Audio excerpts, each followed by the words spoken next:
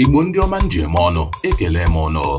Anyị alọghachila n'izu ụka ịkọrọ na akụkọ ọzọ n'ihe omume ufe ndị Igbo. Ọla mma. Papa.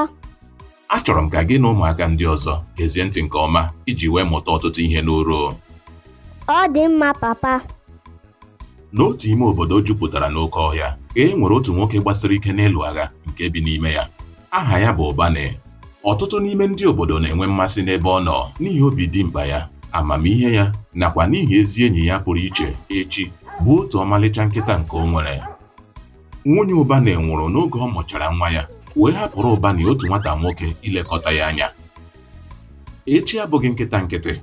Ajị ndị nọ n'ahụ ya na-eji oji dịka mbara igwe n'oge abalị, dịka anya ya abụọ na-egbukepụ na amamihe pụrụ iche nke mere ka ọ dị iche n'etiti nkịta ndị ọzọ. Otu ihe ọzọ gbapụtara ihe nke mere ka ọ dị iche n'etiti nkịta ndị ọzọ bụ ezi mmekọrịta nke dị n'etiti ya na onye nwe ya, Ụbanị, bụ nke ọnụ na-apụghị kọwapụtacha.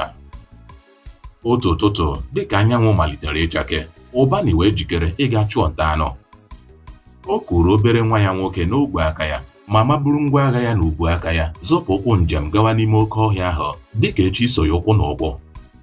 Oge ha rutere, Ụbanị dinara nwa ya nwoke n'okpuru otu osisi wee nye nkịta ya echi ntụziaka ilekọta ma chekwaa nwa ya nwoke